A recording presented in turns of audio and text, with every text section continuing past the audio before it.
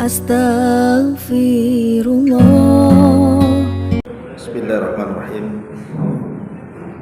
Assalamualaikum warahmatullahi wabarakatuh. Bihamdillahi wassalatu wassalamu ala rasulillah wa ala alihi wa sahbihi wa mawala wa la hawla wa la quwwata illa billahi wa ba'd. Alhamdulillah, segala puja dan puji hanya milik Allah subhanahu wa ta'ala. Salawatu wassalam kita hadiahkan kepada Rasul kita Nabi besar Muhammad sallallahu alaihi wa alihi wasallam. Ma'asyiral muslimin wal muslimat, hadirin dan hadirat rahimani wa rahimakumullah. Kita akan membahas sebuah pembahasan tentang masalah dosa. Sebagaimana yang sudah kita pahami bahwa tidak ada manusia yang memiliki 100% kebaikan. Begitu juga tidak ada manusia yang memiliki 100% keburukan. Pasti di balik keburukan itu ada kebaikan, dan di balik kebaikan itu ada keburukan. Karena kita bukan makhluk yang maksum. Yang maksum hanyalah Nabi sallallahu alaihi wasallam. Makanya Nabi sallallahu alaihi wasallam mengatakan, kullu bani Adam khata' wa khairul khata'ina tawwab. Setiap anak Adam itu pasti terjatuh kepada kesalahan, dan sebaik-baik orang yang melakukan kesalahan adalah orang-orang yang segera bertobat. Dan dosa-dosa yang dilakukan oleh anak Adam ini beragam macam. Ada yang dosa itu sifatnya seperti binatang. Ada yang dosa itu sifatnya seperti syaitan. Ada dosa itu sifatnya merampas, yang merupakan kekhususan Allah Subhanahu wa ta'ala. Contoh saja, dosa yang disebut dengan al-ma'asi al-malakiyah. Dosa yang merupakan hak dan kekhususan yang dimiliki Allah Subhanahu wa ta'ala. Seperti sombong, merasa tinggi, dan begitu seterusnya. Ini dosa-dosa yang merampas hak yang khusus bagi Allah Subhanahu wa ta'ala. Karena yang berhak sombong itu hanya Allah. Manusia tidak berhak sombong. Yang berhak meninggikan dirinya hanya Allah. Manusia itu dituntut untuk tawadhu. Ataupun ada dosa itu yang bersifat syaitaniyah, seperti hasad. Kita tahu hasad itu penyakit iblis. Ataupun al-ghish, penipuan, itu penyakit iblis. Dan iblis yang menipu Adam sehingga memakan buah larangan, makar, dan yang semacamnya. Atau dosa itu juga sifatnya sabuiyah. Sabuiyah itu seperti binatang buas, seperti menumpahkan darah, kemudian juga menekan yang lemah, dan begitu seterusnya. Atau seperti binatang ternak yang hanya melampiaskan hawa nafsunya saja. Hidupnya hanya untuk makan, minum, tidur, melampiaskan syahwat, dan tidak ingat ibadah. Jadi dosa itu macam-macam. Ada yang kecil, ada yang besar. Yang besar juga bertingkat-tingkat. Tapi yang ingin saya katakan adalah, ulama mengatakan ada umur perkara tu'azzimu biha saghairul ma'asi. Ada perkara-perkara yang bisa mengantarkan dosa-dosa kecil dari maksiat itu menjadi besar dan sulit ditinggalkan. Tentu ada alasannya kenapa orang itu sulit meninggalkan dosa, dan kenapa dosa kecil itu dengan beriringnya waktu menjadi besar. Pertama, al-israru wal muwadhabatu 'alal maksiyat. Karena maksiat itu justru digemari dia. Ketika seseorang melakukan kemaksiatan, kemudian dia merasa lezat dengan maksiatnya dan dilakukan terus-menerus, maka meskipun awalnya dosa itu kecil, tetapi akan menjadi besar. Itulah yang dikatakan oleh Umar bin Khattab radhiyallahu an, la saghirata ma'al istimrar. Tidak ada dosa kecil kalau dilakukan besar, dilakukan terus-menerus pasti jadi besar. Ini yang pertama. Kemudian yang kedua, istisgharul maksiat, menganggap remeh dosa. Apalagi sudah membagi-bagi dosa. Ini kan dosa kecil saja, belum sampai dosa besar. Justru kita katakan bahwa harusnya jangan sekali-kali kita membagi-bagi dosa, ini kecil, ini besar.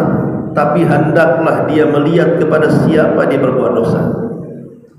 Sebab kalau sedikit-sedikit membagi, ini kan dosa kecil, ini dosa besar, ini kan belum sampai ke yang besar, maka selamanya dia tidak bisa meninggalkan dosa karena tertipu dengan pembagian. Kemudian yang ketiga, as-sururu bil maksiat, merasa senang dengan maksiat. Bahkan ada orang yang bermaksiat itu bangga pula dia, bangga sudah melakukan kemaksiatan. Ada orang habis mabuk itu bangga habis sekian botol. Ada orang yang berzina itu bangga saya dapat gadis yang cantik. Ada orang yang habis mukul itu bangga karena merasa kuat. Nauzubillah. Ada orang-orang yang senang dengan maksiat. Kemudian juga yang nomor 5, al-mujaharatu bil maksiat, suka melakukan dosa terang-terangan. Kalau dosa terang-terangan saja dilakukannya, macam mana pula sembunyi-sembunyi? Sementara dosa sembunyi-sembunyi saja luar biasa itu efeknya, karena pahala dia akan gugur tanpa sadar. Sebagaimana hadis yang ma'ruf, Nabi SAW mengatakan, kullu ummati mu'afan illal mujahir. Semua umatku dimaafkan kecuali orang-orang yang disebut dengan mujahirin. Sahabat bertanya, apa mujahirin itu wahai Rasul? Maka Rasul mengatakan, an ya'mala ar-rajulu bil-laili amalan thumma yusbihu wa qad satarahu Allahu alaihi. Ada orang yang malam hari dia bermaksiat kepada Allah Azza wa Jalla, kemudian dia tidur, Allah tutupi sebenarnya maksiatnya, orang tidak tahu. Tapi tiba-tiba kemudian di pagi hari dia pula menceritakan kepada orang tentang maksiat yang dilakukan di malam hari. Maka orang ini akan susah dimaafkan Allah, karena Allah sudah tutup aibnya, dia bongkar sendiri. Maka al-mujahirah, orang-orang yang terang-terangan, yang suka menceritakan dosanya, maka dia akan mengulang dosanya, karena dia tidak merasa malu dengan dosa. Kemudian yang keenam, al-alim alladhi yaqtadi bihin nas, orang yang memiliki pengetahuan tapi melakukan dosa, dan dosanya sengaja diberitahu manusia. Maka orang yang seperti ini tentu berbeda, walaupun dosanya sama dengan yang dilakukan orang lain. Tapi kalau dilakukan orang yang mungkin punya wibawa, seorang thalabul ilmi, ataupun mungkin seorang ustaz, ketika bermuamalah dia menipu umpamanya, atau masih melakukan riba, itu akan dicontoh, bahkan dijadikan dalil. Si anu saja pakai gamis tuh main riba juga. Si anu tuh tengok ketika muamalah nipu orang juga, uang saya dibawa dia, padahal saya tak pakai gamis, dia pakai gamis katanya. Yang nipu tuh yang pakai gamis-gamis itu. Ini kan bahaya. Jadi kalau seorang thalabul ilmi harusnya memberikan contoh. Malulah dengan baju dia, malu dengan penampilan. Lah 6 perkara inilah yang kenapa orang itu sulit kemudian meninggalkan dosa tadi. Ma'asyiral muslimin yang dimuliakan Allah Azza wa Jalla. Lalu apa solusinya supaya kita ini mudah meninggalkan dosa? Yang pertama kata para ulama, al-iltija'u ila Allah Ta'ala bid-du'a'i wa tadarru'u ilaihi. Cobalah kemudian kita mendekat kepada Allah dengan cara terus berdoa kepada Allah Azza wa Jalla. Karena hati seseorang itu terkadang yang istiqomah saja bisa berbelok, apalagi yang susah istiqomah. Makanya Nabi SAW yang kita katakan tidak mungkin Nabi melakukan dosa, walaupun diperselisihkan apakah seorang Nabi melakukan dosa kecil atau tidak, tapi sepakat seorang Nabi tidak mungkin melakukan dosa besar. Nabi sendiri selalu berdoa dalam solatnya, ya muqallibal qulub tsabbit qalbi ala dini, ya muqallibal qulub tsabbit qalbi ala ta'ati. Wahai Zat yang membolak-balikan hati, tetapkan hatiku dalam agamamu, dalam ketaatan kepada. Sampai Ummu Salamah bertanya, ya Rasulullah, kenapa engkau selalu mengulang-ulang doa itu? Maka Rasul mengatakan, ya Ummu Salamah, hati manusia itu ada di genggaman Allah. Kalau Allah mau membuat dia sesat sebentar saja, sebagaimana Allah sanggup membuat dia dapat hidayah sebentar saja. Hati ini bisa berbolak-balik. Makanya lihat kisah yang dulu pernah saya ceritakan tentang seorang muhaddis ahli hadis, namanya Imran ibn Khattab. Siapa yang tidak kenal di zamannya ulama besar? Imran ibn Khattab ini bukan talabul ilmi, ulama. Tergoda dengan seorang wanita cantik, anak dari pamannya. Kawan-kawannya menasihati dan mengatakan, ya Imran, sebaiknya engkau jangan meminang wanita itu, karena keluarganya berpemahaman khawarij, berpemahaman akidah sesat, sementara kita ini ahli sunnah wal jamaah. Kemudian dia mengatakan, tidak mengapa, kalaupun saya menikah anak gadisnya, saya akan coba mempengaruhi mereka sehingga keluar dari paham sesatnya dan kembali kepada ahli sunnah. Itu maksud dia bagus. Tapi setelah menikah, betul-betul menikah, bukannya dia menarik keluarganya dari pemahaman sesat kepada ahli sunnah, malah dia yang tertarik pula. Dia pula yang menjadi tokoh khawarij sampai meninggal. Artinya bahwa hati manusia itu yang bolak-balikan Allah Subhanahu wa ta'ala. Ada seorang muadzin di zaman dulu. Dia azan di atas masjid. Di zaman dulu kan belum ada corong kayak gini kan. Jadi kalau azan itu naik ke atas supaya terdengar suaranya. Di depan masjid itu ada gereja. Rupanya di gereja itu ada seorang biarawati cantik sekali. Jadi kalau seandainya muazin sedang azan, terkadang biarawati ini keluar dari gereja, kemudian berdiri di pintu gereja sambil azan tuh nengok dia. Kok cantik kali gitu kan. Lama-lama suka pula. Setiap habis azan ditengokin perempuan itu. Nanti perempuan itu nengok juga. Berawal dari mata kan. Akhirnya cobalah kemudian satu waktu mendekati gadis itu, terjadi komunikasi, akhirnya jatuh cinta. Seorang muazzin ini ingin melamarnya, karena dalam Islam kan dibolehkan laki-laki menikah dengan wanita Nasrani, tapi jangan sebaliknya. Jadi dia coba menghubungi orang tuanya. Orang tua si gadis itu tidak setuju, dan orang tua dia juga tidak setuju. Akhirnya kemudian karena sudah jatuh cinta, sakitlah si anak muda ini, karena tidak kesampaian cintanya ke pelaminan pernikahan. Dan semakin hari semakin memarah sakitnya itu, sampai akhirnya orang tuanya minta bantuan gurunya supaya menasihati dia, jangan sampai memikirkan wanita biarawati itu, sudahlah wanita muslimah banyak. Akhirnya nasihati. Tiba-tiba laki-laki ini karena sudah cinta mati dengan biarawati tadi mengatakan sebelum meninggalnya, kalau aku tidak dipertemukan dengan dia wahai syekh di dunia, gak apa-apa, moga-moga Allah mempertemukan aku di akhirat. Kata syekhnya ini, mustahil, agamamu beda. Kau muslim, dia Nasrani. Tiba-tiba mengatakan, ya kalau begitu amantu bidiniha wa kafartu bidini. Ya sudah, aku beriman dengan agama dia dan aku kufur dengan agamaku, supaya sama-sama Nasrani, biar ketemu di surga, kata dia. Akhirnya meninggal dalam ucapan itu, murtad. Selang 1 tahun, rupanya wanita itu juga merasa bersalah. Akhirnya jatuh sakit juga. Kemudian Syekh ini mendatangi wanita itu. Tiba-tiba kata wanita itu, engkau sudah tahu masalah wahai Syekh, bahwa aku sangat bersalah dengan dia dan aku juga sangat mencintai. Kalau aku tidak bisa dipertemukan di dunia, biarlah Tuhanku yang mempertemukan aku dengan dia di akhirat. Kata Syekh, caranya gimana?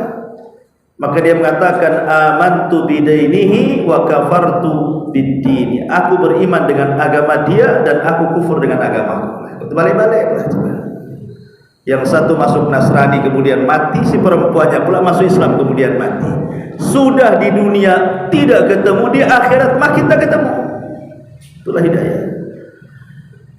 Ma'asyiral muslimin wal muslimat rahimani wa rahimakumullah. Makanya doa itu penting, jangan dianggap remeh. Minta setiap salat, ya muqallibal qulub tsabbit qalbi ala ta'atik. Wa idzat yang membolak-balikan hati, tetapkan hatiku di atas ketaatan kepadamu. Yang kedua, mujahadatun nafsi. Melawan dosa ini bukan perkara mudah. Apalagi dosa itu sudah sering dilakukan dan sudah hobi dilakukan, sehingga untuk menghentikan dosa itu tidak mudah. Karena ada jin yang menurut para ulama disebut jinul asyik. Ada jin namanya al-asyik. Jin al-asyik ini adalah jin yang suka jatuh cinta dengan manusia. Nah, salah satunya jin ini, dia jatuh cinta dengan ahli maksiat, sehingga kalau ahli maksiat ini bertobat, dia tak terima. Dia akan terus menggoda dia, diseret lagi ke maksiatnya. Lah makanya kemudian karena godaannya berat meninggalkan maksiat itu perlu mujahadatun nafsi. Memang perlu dilawan hawa nafsu ini. Kalau nggak dilawan tidak bisa. Dengan cara apa? Dengan cara tinggalkan bukan hanya dosa, tapi wasilah-wasilah yang mengantarkan kepada dosa itu kalau bisa ditinggalkan. Ini juga yang kedua. Yang ketiga, ta'ammulul wa'id asyadid al-warid fi hadis Tsauban. Hendaklah seseorang memikirkan sebuah ancaman berat yang terdapat dalam hadis Tsauban yang dikeluarkan oleh Imam Ibnu Majah dan disahihkan oleh Syekh Nasiruddin Al-Albani dalam kitab Sahih Ibnu Majah. Nabi sallallahu alaihi wasallam bersabda, la a'lamanna aqwaman min ummati ya'tuna yaumal qiyamati bihasanati amthali jibali tihamati bayda fayaj'aluha Allahu haba'an manthura. Sungguh aku akan beritahu, kata Rasul, sebuah kaum, dan kaum ini termasuk umatku, nanti datang pada hari kiamat membawa pahala sebesar gunung Tihama, tapi Allah hancurkan pahala itu sehingga tidak tersisa sedikit pun. Sahabat atau Tsauban mengatakan, ya Rasulullah, sifhum lana. Rasul sifatkan siapa kaum itu. Kenapa di awalnya membawa pahala sebesar gunung Tihama, ketika dihadapkan kepada Allah tiba-tiba pahala itu lenyap? Sifatkan mereka, siapa mereka wahai Rasul, supaya kami tidak seperti mereka. Maka Nabi SAW katakan, amma innahum ikhwanukum wa min jildatikum wa ya'khuduna minal laili kama ta'khudun.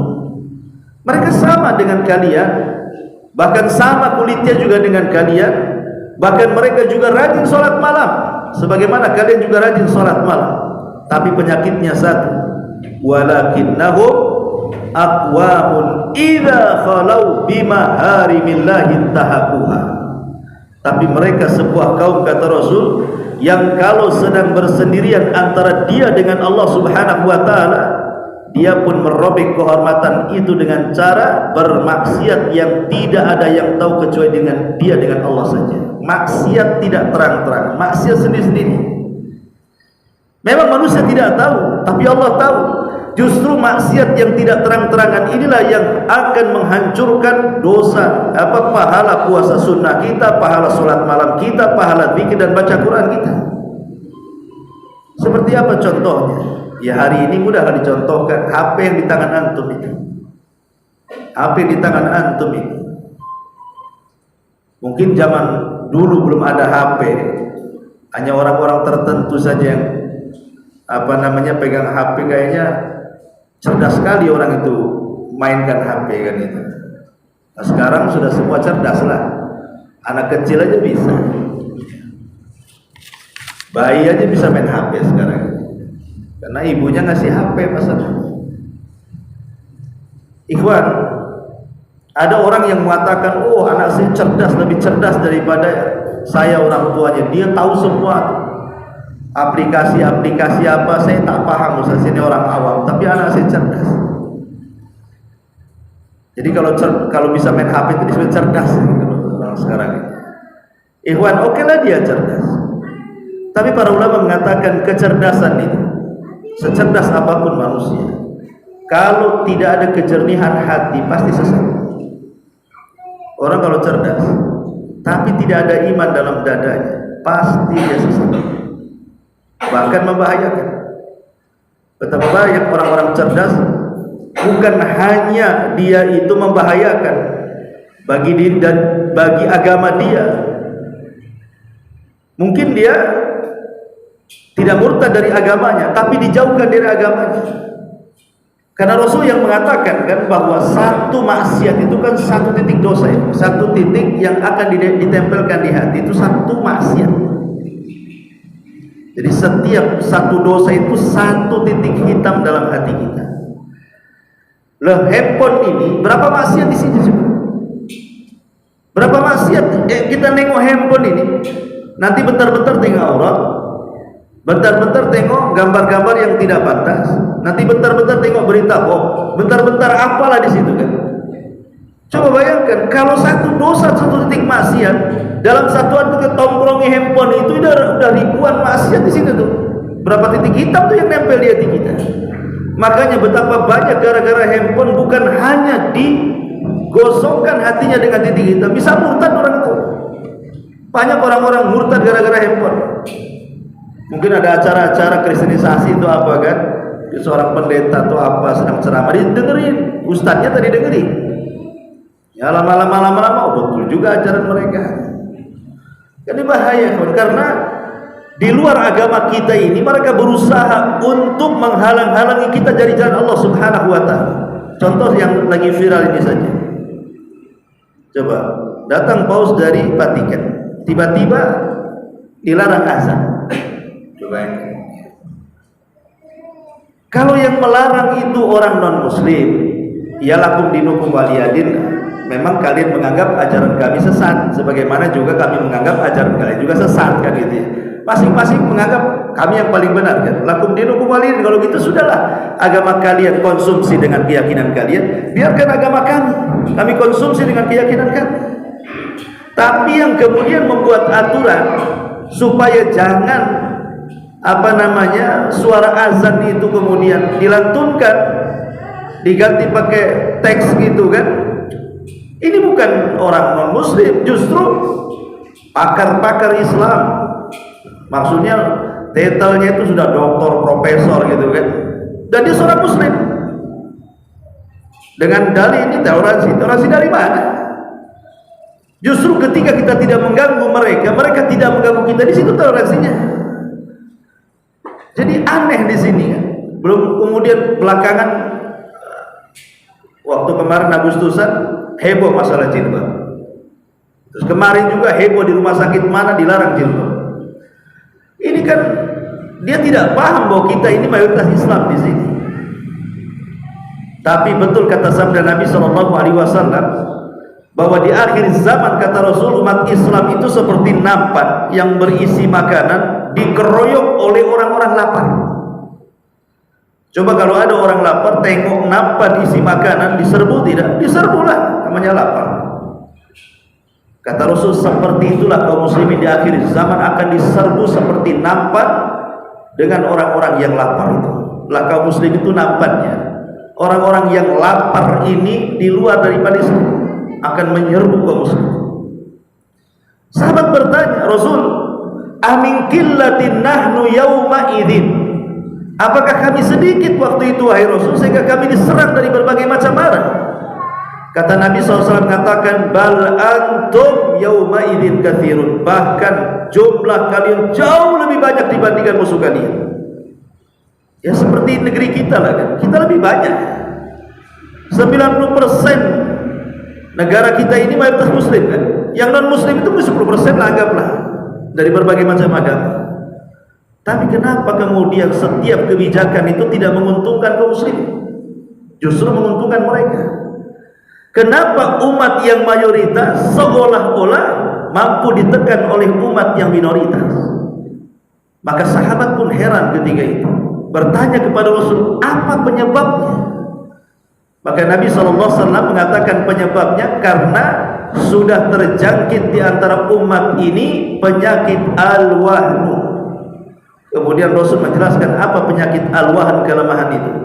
Kata Nabi SAW, hubbud dunya wa karahiyatul maut, karena terlampau cinta dunia dan takut mati. Ya boleh jadi mungkin sudah sogok sana sogok sini kan itu ya, akhirnya ya mau saja, yang penting ada duit, baik kita akan dukung. Kan repot ya. Walaupun menyalahi agama, menyalahi aturan-aturan agama, main tabrak saja kalau ada dunianya.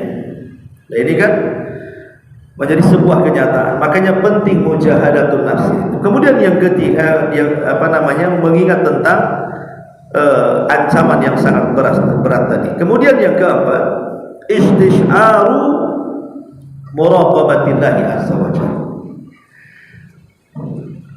Berusaha untuk merasakan keberadaan Allah di tengah-tengah kita. Merasakan keberadaan Allah di tengah-tengah kita, bahwa Allah itu selalu memantau kita. Nabi SAW pernah ditanya Jibril dalam hadis yang panjang yang disebut dengan hadis Jibril. Kalau antum pernah membaca kitab Arba'in Nawawi atau menghafalnya, maka hadis kedua setelah innamal a'malu binniyat itu adalah hadis Jibril. Dan hadis Jibril itu induk semua hadis, sama dengan Al-Fatihah itu induk semua Quran. Lah dalam hadis Jibril yang panjang sekali itu, Jibril ketika berbentuk manusia datang menemui Rasul, mengajarkan Islam kepada para sahabat. Salah satu pertanyaan kepada Rasul adalah, apa itu ihsan? Maka Nabi SAW mengatakan, ihsan itu anta'budallaha ka'annaka tarahu fa illam takun tarahu fa innahu yaraka.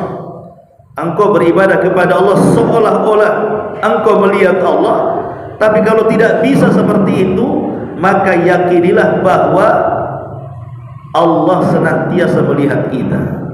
Artinya tanamkan dalam hati kita, dalam setiap perkara itu, kehadiran Allah di tengah-tengah kita.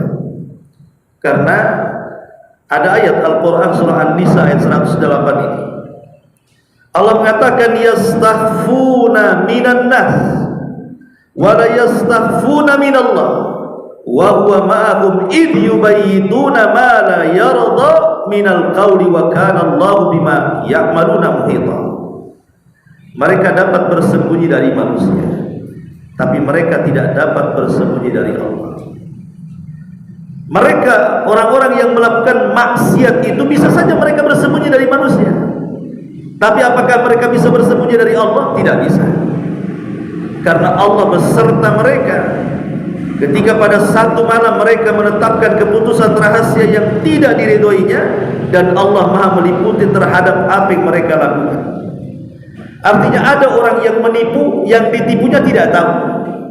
Tapi apakah Allah juga tidak tahu? Dia mustahil. Ada orang yang korupsi, orang tidak tahu, tapi Allah tahu.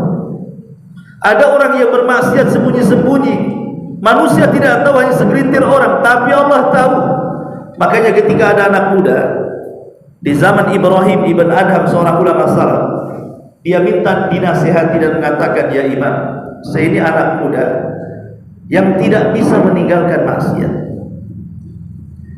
Kemudian dia mengatakan, apa amalan-amalan supaya saya ini tetap maksiat tetapi Allah Subhanahu wa taala masih mengampuni dosaku? Dia tidak mau meninggalkan maksiat, tapi di sisi lain Allah mengampuni dosanya.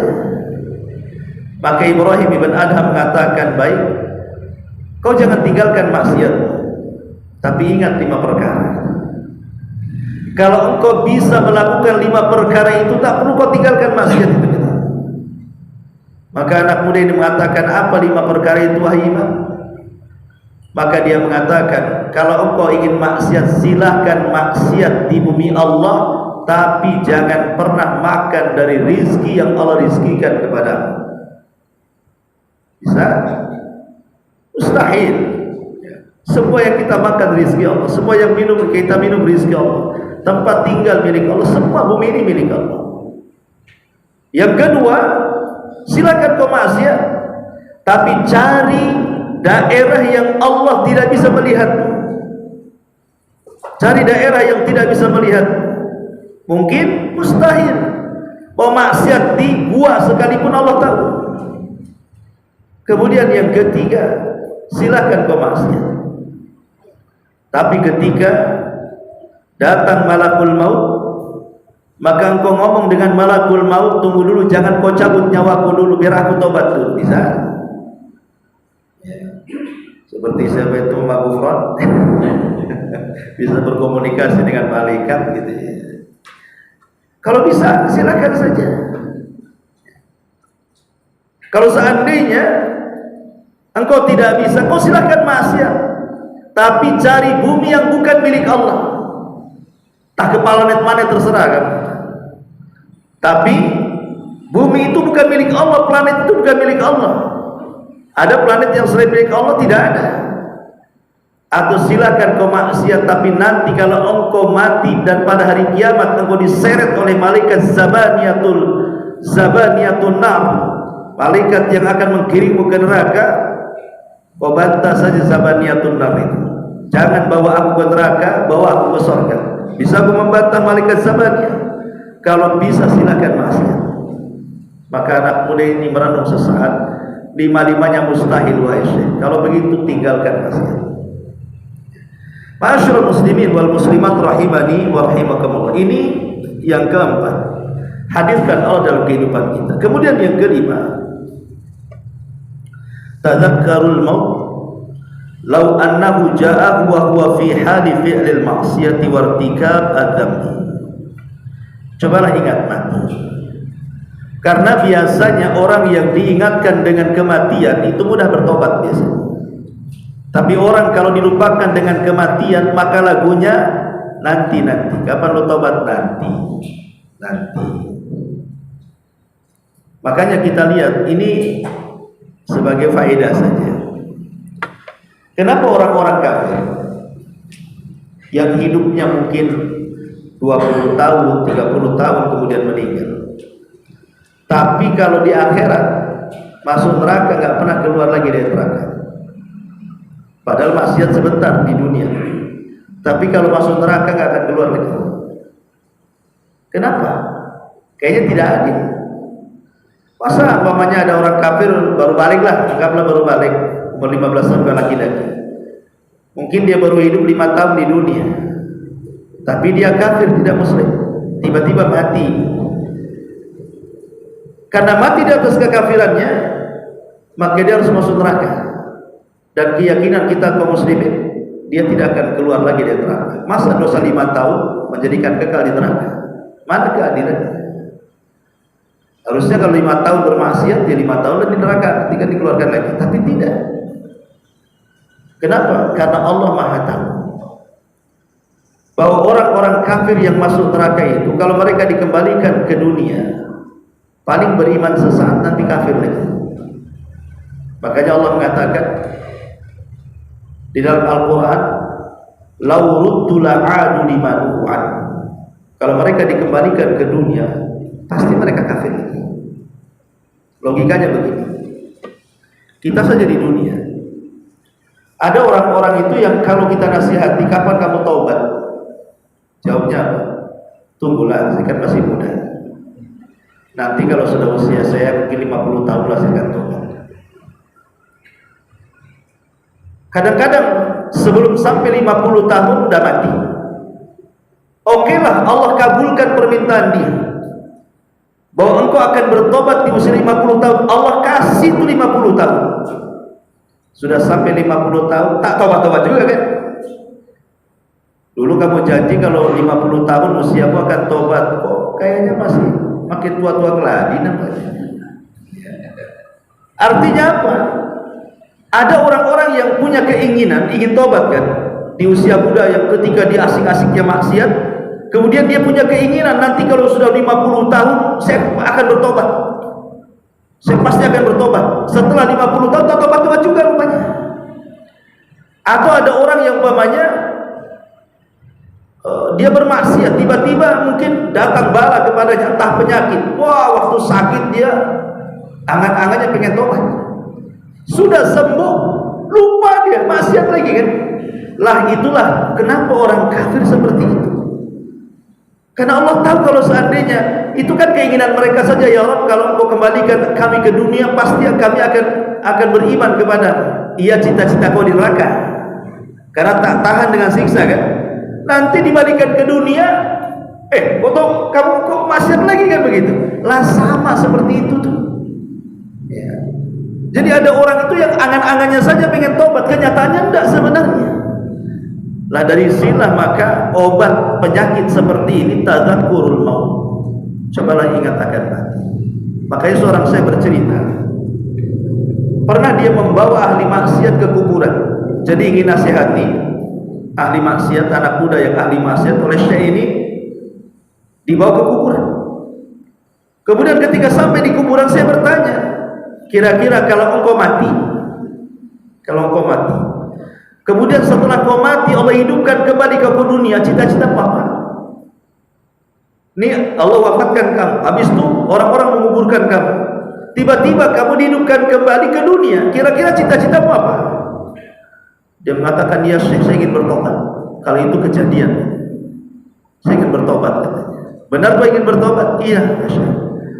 Sekarang engkau jangan melamun seperti itu. Aku kan hanya memberikan ilustrasi kalau kau mati, kemudian kau diadab di kuburan, akhirnya kamu dihidupkan kembali ke dunia, kau akan tobat. Itu kan ilustrasi saja. Sekarang engkau masih hidup di dunia dan belum mati, dan kau akan mati kan gitu. Kenapa kau tidak bertobat? Lah terkadang manusia itulah kadang-kadangnya keinginan tobat itu hanya sekedar angan-angan saja. Lah yang menghilangkan angan-angan itulah tadzakkurul maut. Cobalah ingat mati dan ingat mati. Kemudian yang nomor 6, tadzakkur ma'adallahu li ibadihi shalihin. Ingat juga bahwa kehidupan ini hanya sesaat di dunia. Cobalah ingat apa yang Allah akan janjikan kepada kita kelak di akhirat. Selain ingat mati juga ingat apa yang Allah janjikan. Karena Allah sudah menjanjikan kepada kita kalau orang-orang itu bermaksiat kepada Allah dan Rasulnya, janjinya sudah jelas ada pada hari kiamat. Tapi kalau orang-orang itu beriman dan beramal saleh, janjinya juga sudah jelas, pasti diberikan surga dan kenikmatannya.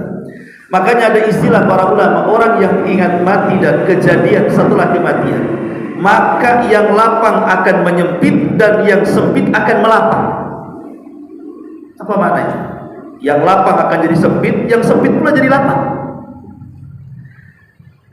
Contohnya begini, kalau ada orang kaya, orang sukses, diberikan dunia di dunia, kemudian ingat akan mati, maka kekayaan bagi dia itu jadi kecil. Kalau mati nggak akan dibawa juga kekayaan itu, ya kan? Pasti kecil kan? Bahwa dunia itu tidak sebagaimana angan-angan dia. Kalau sudah ingat mati itu pasti dunia itu akan mengecil tuh. Paling kalau aku mati pun paling kecil mungkin kain kafan yang di badan. Tapi sebaliknya terkadang yang sempit jadi luas. Contoh ada orang miskin. Ini kebalikan. Ada orang miskin di dunia susah, langsung, tidak pernah senang. Tapi dia ingat mati, bahwa kematian itu bagi orang yang beriman sudah menanti sorga, yang kenikmatannya tidak pernah dilihat mata, didengar telinga, terlintas di otak manusia pun tidak. Maka dia akan lapang. Gak apa-apalah saya susah di dunia, toh nanti juga akan masuk sorga. Lapang jadinya kan. Jadi bagi orang kaya mengingat kematian itu akan mengecil, sehingga dia tidak akan tertipu dengan kekayaannya. Bagi si miskin kalau ingat mati itu tidak akan sedih dengan kefakirannya. Makanya itulah pentingnya tadzakkur al-maut dan juga apa yang Allah siapkan setelah kematian. Kemudian juga luzum at-taqwa, kata para ulama. Luzum at-taqwa, senantiasa takut kepada Allah Subhanahu wa taala. Umar bin Khattab radhiyallahu anhu pernah bertanya kepada Ubay bin Ka'ab radhiyallahu anhu, "Ya Ubay, saya ingin tanya kepadamu, apa makna takwa itu?" Maka kemudian Ubay bin Ka'ab mengatakan, "Ya Amirul Mukminin, pernah enggak kau berjalan di sebuah jalan yang di jalan itu penuh dengan paku, beling, duri, macam-macam yang membahayakan kaki? Kira-kira wahai Amirul Mukminin, kalau engkau berjalan nemu jalan yang seperti itu penuh dengan paku, beling, duri dan macam-macam, apa yang kau akan lakukan di situ?" Maka Umar mengatakan, "Pasti aku akan singsingkan pakaianku dan aku akan berhati-hati supaya tidak menginjak satu paku, beling, duri atau apapun yang akan menyakiti kakiku." Maka Ubay bin Ka'ab mengatakan, itulah takwa. Itulah makna takwa. Artinya apa makna takwa kok diibaratkan seperti itu? Ya ibaratnya kalau seandainya paku, beling, duri dan yang semacamnya itulah maksiat-maksiat, keharaman-keharaman. Kalau bisa jangan pernah diinjak itu maksiat dan keharaman. Jadi orang yang meninggalkan yang haram itu sama dengan berhati-hati jangan sampai terinjak duri. Itulah pengertian takwa menurut Ubay bin Ka'ab radhiyallahu anhu. Dan Ali radhiyallahu anhu juga pernah ditanya, "Wahai Ali, apa itu takwa?" Maka Ali radhiyallahu anhu mengatakan, takwa itu al-khawfu minal janin wal amalu bitanzil wal isti'dadu liyaumir rahil wal qana'atu bil qalil. Jadi kata Ali radhiyallahu anhu, takwa itu rasa takut yang ditanamkan kepada al-jalil, Allah Subhanahu wa taala. Kemudian dari rasa takut itu terlahir amal. Akhirnya dia pun mengamalkan apapun yang diperintahkan dan berusaha menjauhkan apapun yang dilarang. Kemudian dari amal itu terlahirlah persiapan. Bahwa saya akan mati, saya harus persiapkan. Kemudian dari persiapan lahirlah qanaah. Qanaah itu artinya redha dengan semua pemberian. Baik Allah kasih banyak, alhamdulillah. Baik Allah kasih sedikit, alhamdulillah ala kulli hal. Inilah kemudian makna daripada makna takwa. Kalau kita memahami makna takwa ini, maka kata para ulama ini salah satu yang bisa menjauhkan kita dari dosa. Kemudian yang nomor 8, ijtinabu amakinil maksiat wa asdiqai su'. Jauhi tempat-tempat maksiat. Sebab tempat-tempat maksiat ini asalnya mungkin tidak masuk ke tempat itu, tapi sengaja pengen tahu, lewat dulu lah gitu. Pengen tahu saja, lewat dulu. Awalnya lewat dulu, ya lewat gitu. Nanti besok lewat lagi. Besok penasaran berhenti nengok-nengok ya kan? Besoknya coba masuk. Besoknya dia pula beli tempat itu. Ada seorang anak muda, ahli ilmu, seorang yang soleh, thalabul ilmu. Satu hari dia ingin mencari pekerjaan.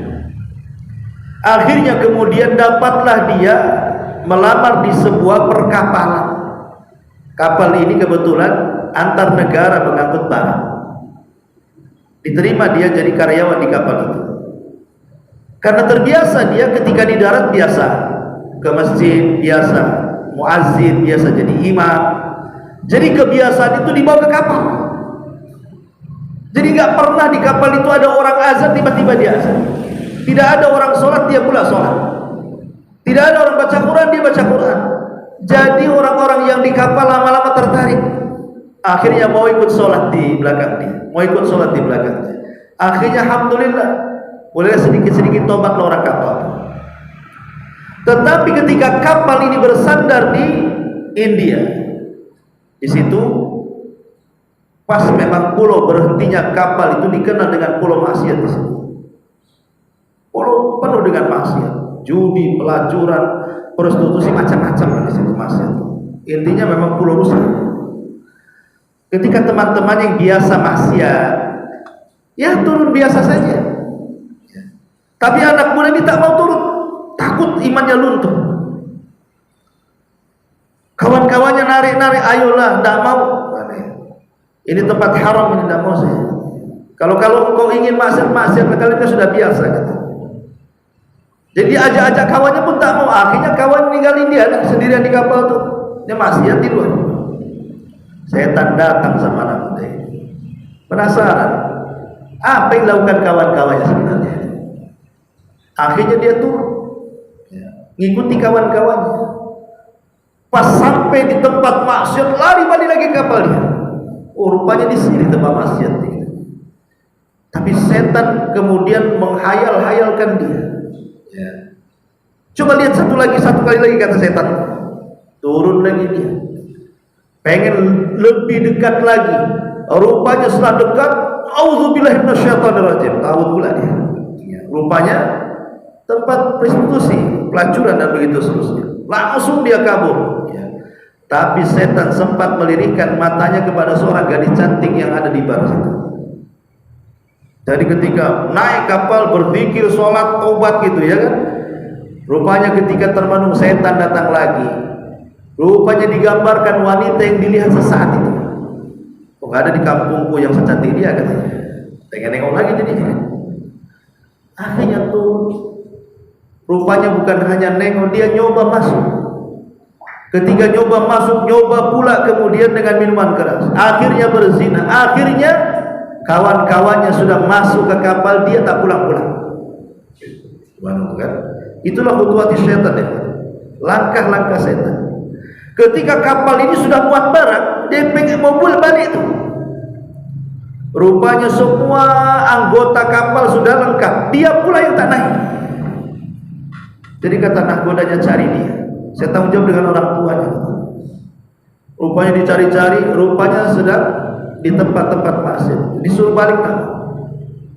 Kata nahkodanya, paksa dia kalau perlu ikat masukkan ke kapal. Akhirnya paksa ditarik masuk ke kapal. Kemudian kapal berlayar pulang dan perjalanan 1 bulan. Rupanya di tengah malam, di luar prediksi orang-orang, anak muda ini selalu menjerit-jerit tengah malam. Entah apa gitu, selalu kesakitan. Jadi setelah 1 minggu, rupanya anak ini sakit. Makin menjerit-jerit yang tidak ada yang tahu rasa sakitnya kecuali Allah. Ketika hampir sampai kapal ini, rupanya anak muda ini meninggal dunia. Ketika dibawa ke rumah sakit, rupanya dia terserang penyakit AIDS. Ini kisah nyata. Bayangkan anak soleh, thalabul ilmi, tapi subhanallah, hati manusia itu yang megang Allah, bisa saja berbolak-balik. Nah, dari sini pentingnya seseorang itu luzumut taqwa, tetap di atas ketakwaan kepada Allah Subhanahu wa taala. Ma'asyiral muslimin yang dimuliakan Allah Subhanahu wa taala. Kemudian yang terakhir, annan nas yub'atsuna ala ma matu alaihi. Ingat bahwa manusia itu akan diwafatkan sesuai dengan kebiasaan hidupnya. Kalau kebiasaan hidupnya ibadah, maka insya Allah akan wafatkan dalam kondisi seperti itu. Tapi kalau kebiasaan hidupnya di atas kemaksiatan kepada Allah Subhanahu wa taala, maka rata-rata orang itu akan diwafatkan di atas kemaksiatan. Karena orang itu akan diwafatkan sebagaimana kebiasaan hidupnya. Kalau biasa maksiat, maka diwafatkan dalam kondisi maksiat. Kalau biasa taat, maka insya Allah dia akan diwafatkan di atas ketaatan. Lihat Imam Ibnul Qayyim rahimahullah ta'ala. Imam Ibnul Qayyim atau Imam Ibnul Jauzi, saya lupa ya, menceritakan dalam kitabnya itu tentang seorang laki-laki penjual kain. Seorang laki-laki penjual kain. Dia sibuk kehidupannya hanya jualan kain aja. Jualan baju, celana, kain, pokoknya itulah yang berkaitan dengan kain. Datang waktu zuhur ya tidak sholat, datang waktu asar ya tidak sholat, datang waktu maghrib, isya, subuh, memang betul-betul di otaknya dunia saja. Kalau malam mikirin macam mana besok laku nggak kain, macam mana cara pemasarannya. Pokoknya itu aja yang dipikirkan sepanjang malam, setiap hari. Tidak ada kepikiran ibadah. Sampai akhirnya dia kelelahan gitu ya, karena bisnis saja. dipikir ibadah, kelelahan, sakit. Ketika sakit itu, kata Imam Ibnul Jauzi atau Ibnul Qayyim itu, dia mengatakan dia pun akhirnya mengalami sakaratul maut. Datanglah seorang alim, hendak mentalkin dia. Ya fulan, qul la ilaha illallah, wahai fulan, katakan la ilaha illallah. Kira-kira apa yang diucapkan? Rupanya dia tidak mengucapkan kalimat la ilaha illallah. Dia mengucapkan ijab qabul jual beli kain. Dia mengatakan, ya fulan, janganlah kau tawar kainku sekian. Tawar aja sekian, saya kasih harga sekian. Sampai mati dia ngomong gitu. Itulah terkadang manusia itu kematiannya disesuaikan dengan kebiasaannya. Bahkan di Arab Saudi seorang saya bercerita, ada mobil ngebut sekencang-kencangnya, akhirnya kecelakaan tunggal, guling. Rupanya ada anak muda dalam mobil itu, kritis. Kemudian dibawa ke rumah sakit. Rupanya bapaknya itu orang alim, imam masjid. Akhirnya kemudian dihabari bapaknya seperti itu, ya namanya anaknya mati kecelakaan tunggal. Subhanallah, sedih bapak. Kemudian karena dia sedih, tidak tahan, dia telepon kawan yang sama-sama syekh juga lah di sana, supaya mentalkin anaknya ada di mustasfa, di rumah sakit. Ketika ditalkin, ya syabab, ya fulan, qul la ilaha illallah, katakan kalimat la ilaha. Rupanya anak muda ini tidak mengucapkan kalimat la ilaha illallah. Yang diucapkan apa? Rupanya anak ini salah pergaulan, masuk pada pergaulan bebas, orang tuanya datang. Dia sudah masuk narkoba, dia masuk mabuk-mabukan, dia berzina, orang tuanya datang. Padahal orang tuanya imam masjid, seorang alim. Orang yang tuanya juga nggak tahu, karena kalau di rumah ya nampaknya baik-baik saja gitu ya. Kalau keluar rumah rupanya jahat gitu. Jadi saat detik-detik wafatnya ketika ditalkin, bukan la ilaha illallah yang keluar dari lisannya, dia sebutkan nama gadis-gadis yang pernah dizinai dan dibokingnya, ada sampai puluhan gadis, dan yang terakhir itulah yang disebut setelah itu meninggal. Masya Allah, ya. Nah ini harus diperhatikan, jangan sampai kemudian kita seperti ibrah kisah-kisah ini. Oke lah, mungkin kalau kisah-kisah ini kan bukan dalil juga. Oke, bukan dalil. Tapi yang jelas bahwa Nabi mengatakan bahwa seseorang itu akan dibangkitkan ala ma mata alaihi, sesuai dengan kebiasaan sebelum mati. Sama dengan orang pikun. Orang pikun itu dia akan ngomong sebagaimana kebiasaan ngomong sebelum pikunnya. Kalau sebelum pikunnya dia kagetan, kemudian ngomong jangkrik, kalau kaget itu kan, nanti pikun gitu juga tuh, jangkrik juga yang keluar tuh. Kalau sebelum pikunnya, kalau dia kaget tuh yang jorok-jorok yang keluar, nanti ketika pikun itu juga yang ngomong dia. Tapi kalau sebelum pikunnya dia baca Quran, dia berzikir, dia apa, maka setelah pikunnya pun begitu juga yang dilakukan. Maka kematian pun kurang lebih seperti itu. Ya, ini juga di antara kata para ulama poin di mana cara-cara bertobat kepada Allah Azza wa Jalla. Aqwalus salaf. Kita masuk pada perkataan salafus saleh. Qala al-Fudail Iyad, berkata Fudail ibn Iyad rahimahullah taala. Fudail ibn Iyad ini dulunya seorang perampok, perompak padang pasir. Fudail bin Iyad terkenal, nama dia kalau disebut saja semua orang takut. Kalau sudah masuk ke areal wilayah kekuasaan dia, itu paling hati-hati para pedagang itu. Karena mesti mereka akan dirompak gitu ya, dan tidak segan-segan membunuh. Entah apa yang mengilhami Fudail ini. Dia jatuh cinta dengan seorang budak wanita, kebetulan cantik ya. Malam-malam naik dia ke atas genteng ke rumah budak itu, ke rumah tuannya, hanya ingin melihat jariah itu, budak wanita yang cantik itu. Naik dia ke atas genteng, diintip. Rupanya sang jariah budak wanita ini sedang sholat malam. Kemudian terdengarlah dia membaca Quran dalam sholatnya.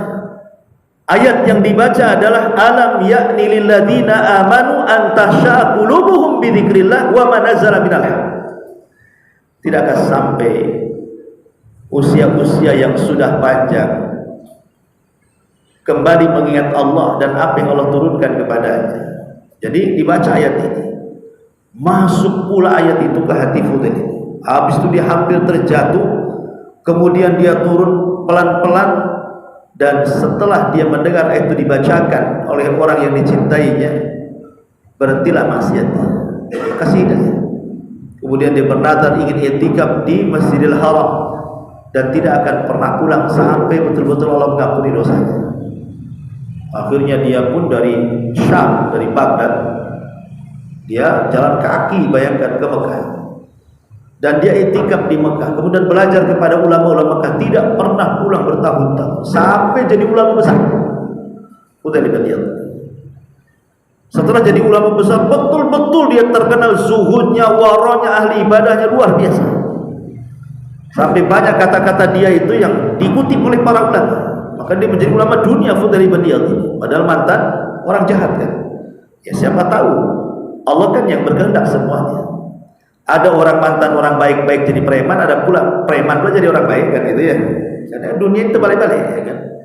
La Fudail bin Iyad mengatakan, inni la a'sillah fa'arifu dzalika fi khuluqi dabbati wa jariyati.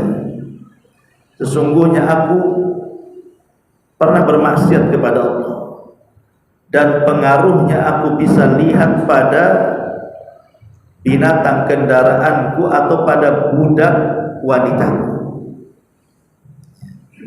Aku yang bermaksiat, tapi pengaruhnya kepada binatang, pengaruhnya kepada budak yang dibeli.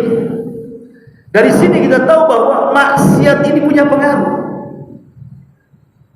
Bahkan Syekh Abdul Razak Al-Badr hafizahullah ta'ala mengatakan dalam sebuah ceramahnya ketika menjelaskan tentang pengaruh dosa, saya dengar di YouTube.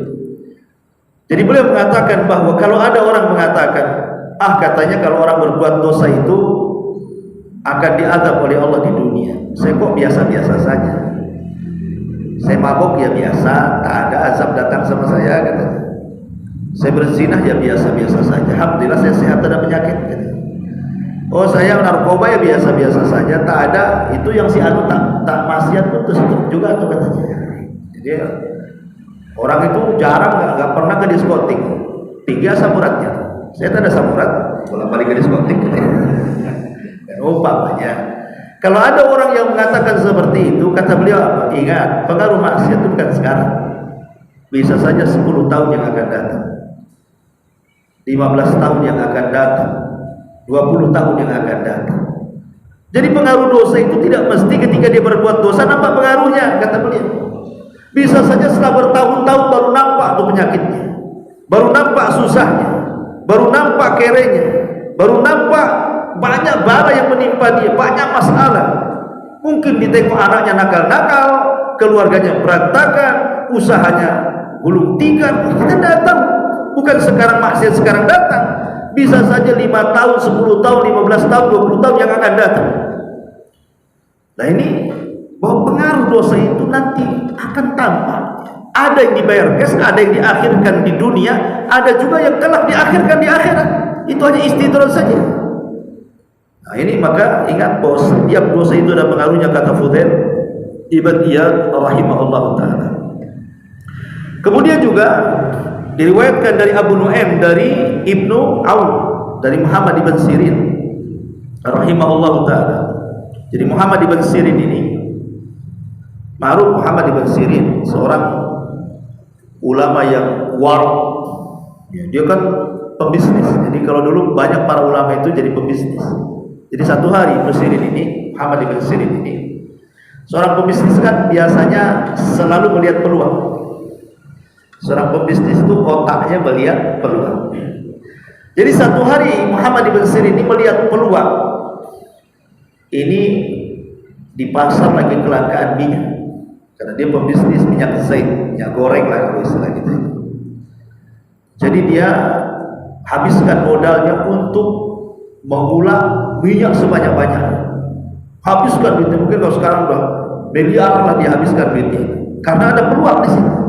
Walaupun dia beli banyak pasti laku, gitu maksudnya. Jadi dia jor-joran masa kitanya, semua modal dia habiskan, kemudian mengulang minyak sebanyak-banyaknya. Subhanallah. Ketika keesokan harinya mau dibawa ke pasar, dia melihat dalam truk minyak tuh ada tikus yang nyemplung di situ, dah mati. Dan dia seorang ulama, Muhammad bin Sirin. Dia teringat hadis Nabi SAW, apabila ada tikus mati dan masuk ke minyak yang cair, maka tumpahkan minyak itu, karena minyak itu najis. Tapi kalau seandainya bangkai tikus itu jatuh ke minyak yang jamat, seperti mentega itu kan tidak cair, maka potong daerah yang kena, masih bisa dipakai yang lainnya. Jadi Muhammad bin Sirin teringat dengan hadis itu, langsung ditumpahkan itu satu drum, minyak sebanyak-banyak itu ditumpahkan. Akhirnya dia bangkrut gara-gara itu. Kalau antum di posisi Muhammad bin Sirin, kan tinggal dibuang tikusnya, dibawa ke pasar. Mana ada orang tahu orang pasar bahwa minyak itu pernah ada tikusnya? Emang dicium jemaah ini ada bawa tikus nih? Mana tahu? Itu kalau kita tidak pernah waro kan gitu. Bahkan yang nggak ada tikusnya aja dikasih tikus kadang-kadang, bakso tikus. Kadang-kadang juga ditangkap tikusnya dijadikan bakso. Ya. Jadi Muhammad bin Sirin dituang tuh, saking waroknya, bayangkan. Akhirnya bangkrut gara-gara itu. Tapi itulah ulama. Ya, mereka takut dosa, walaupun bangkrut daripada dia dosa. Apa kata Muhammad bin Sirin di sini? Dia mengatakan, "Annahu lamma raqibahu dainun irtamma lidzalika faqala. Inni la a'rifu hadzal gham bi dzambin asabtuhu mundu 40 sanatan." Jadi satu hari Ibnu Sirin ini pokoknya aneh, udah hampir berhari-hari bingung ya. Pokoknya buntu otaknya itu, mau ini salah, mau itu salah gitu ya. Pokoknya bingung aja, berhari-hari, berminggu-minggu tuh. Kemudian dia merenung. Setelah merenung, dia terpikir apa? Saya tahu dulu 40 tahun yang silam saya pernah bermaksiat, dan pengaruhnya baru saya rasakan hari ini. Berarti dosanya yang 40 tahun yang silam itu baru dirasakan setelah 40 tahun. Itu kata Muhammad bin Sirin, seorang alim. Dia merasakan betapa dosa itu baru terasa setelah lewat bertahun-tahun. Ya, sekarang Anda melakukan dosa enak-enak saja, bahkan dinikmati, bahkan disenangi kan. Tapi nanti Anda itu ada waktunya akan menyesal kalau tidak ditinggalkan dosa itu. Entah 10 tahun yang akan datang, 20 tahun yang akan datang, bahkan mungkin 50 tahun yang akan datang. Jadi pengaruh dosa itu nanti kalaupun tidak dirasakan hari ini. Ini pun yang dirasakan oleh Muhammad ibn Sirin, ya, seorang ulama tabi'in. Ma'asyiral muslimin wal muslimat rahimani wa rahimakumullah. Kemudian juga Imam An-Nawawi rahimahullah telah mengatakan, qala ulama, berkata para ulama, at-taubatu wajibatun min kulli dzambin. Fa in kanatil ma'siyatu bainal 'abdi wa bainallah la tata'allaq bihaqqi adami falaha thalathatu syurutin.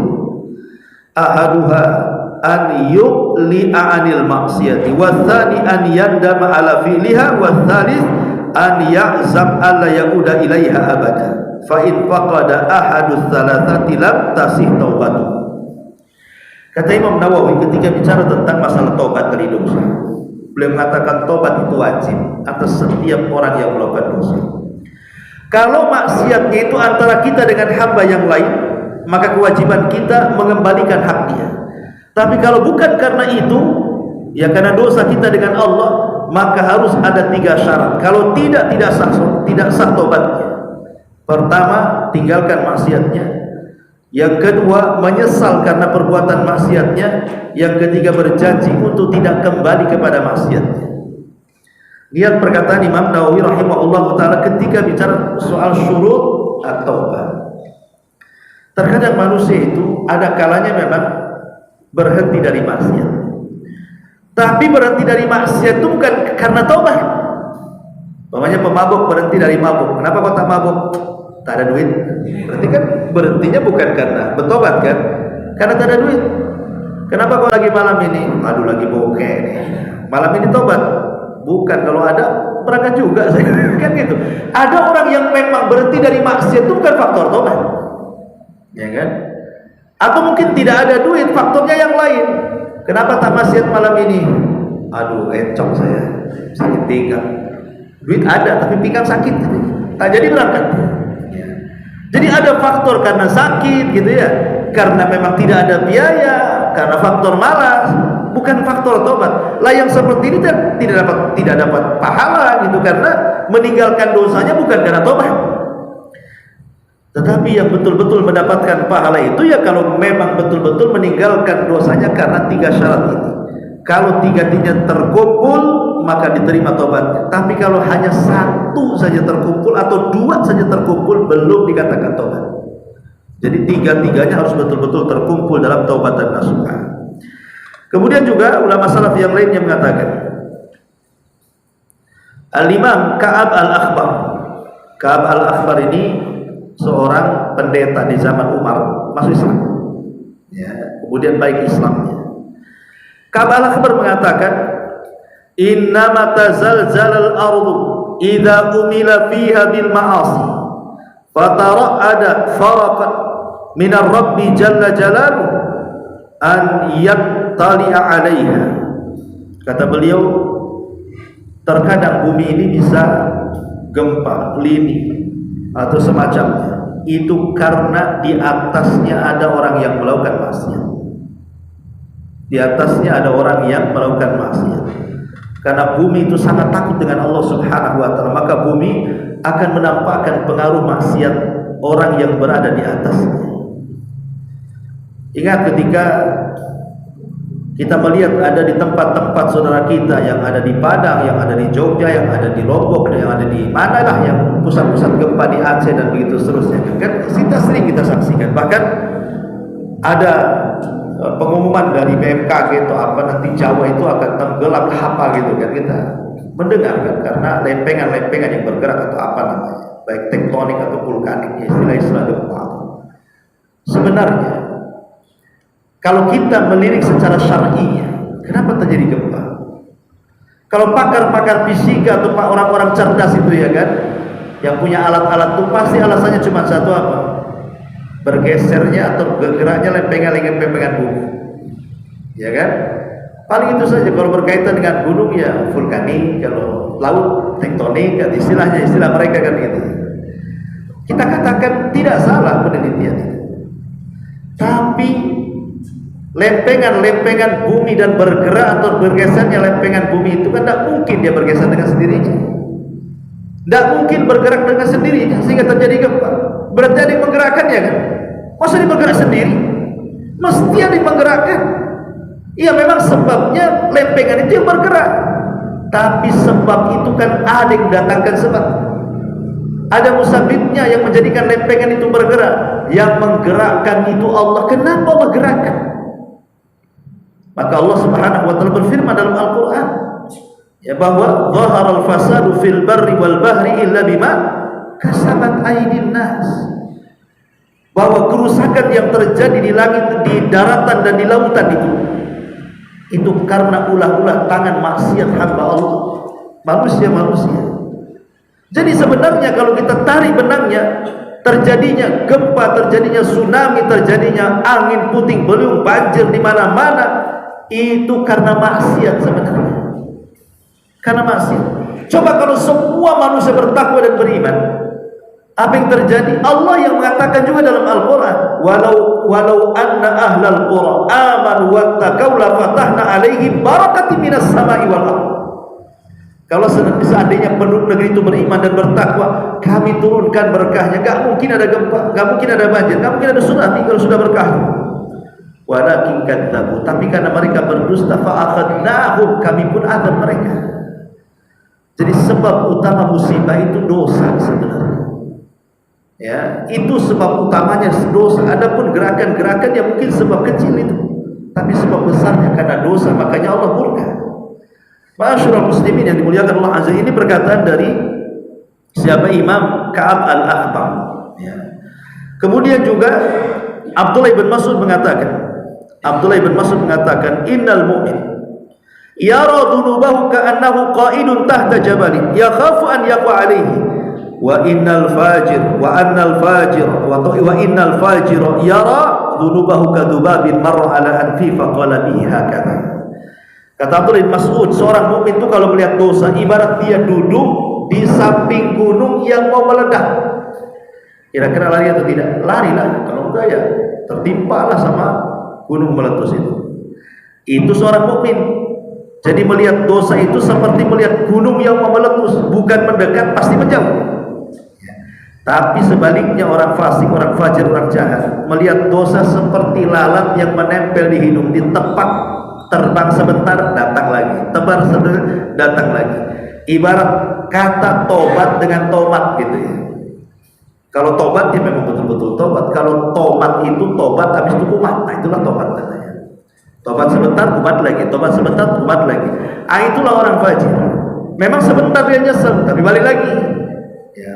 Sebentar lagi nangis dia, berbuat dosa lagi. Lah itulah orang fajir.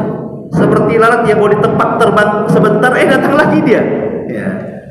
Nah, inilah bagaimana permisalan dari Abdullah bin Mas'ud radhiyallahu anhu. Dan yang terakhir perkataan Umar bin Khattab radhiyallahu anhu, dia mengatakan apa? Tushikul qura an takhraba wa hiya amir. Qila wa kaifa takhrab wa hiya amira? Qala idza ala fujjarha abraraha wa sadal qabilatu munafiquha. Kata Umar, hampir-hampir sebuah negeri itu akan roboh padahal negeri itu lagi maju-majunya. Hampir-hampir sebuah negeri itu akan roboh padahal negeri itu lagi di atas puncak kemajuan. Jadi katakan sama Umar, kok bisa negeri akan roboh tapi di satu sisi lagi puncak-puncak kemegahannya, kemakmurannya?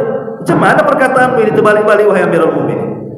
Maka Umar mengatakan, ya, kalau seandainya orang-orang jahat itu sudah lebih tinggi dibandingkan orang baik, atau kalau seandainya sebuah negeri itu yang memimpin adalah para munafiknya, ya. Kalau seandainya yang jahat-jahat itu mulai yang mengatur yang baik-baik, atau para pemimpinnya ada diatur oleh para munafik, sebentar saja negeri yang tadinya di atas puncak kejayaannya pasti sebentar lagi akan roboh. Kalau ambisi memimpin itu hanya dunia, tapi dia menindas rakyatnya, sebentar saja itu. Ini perkataan Umar bin Khattab radhiyallahu anhu, dan ini semua adalah bicara soal pengaruh dosa. Wallahu a'lam. Subhanaka bihamdika asyhadu an la ilaha illa anta astaghfiruka wa atubu ilaik. Assalamualaikum warahmatullahi wabarakatuh.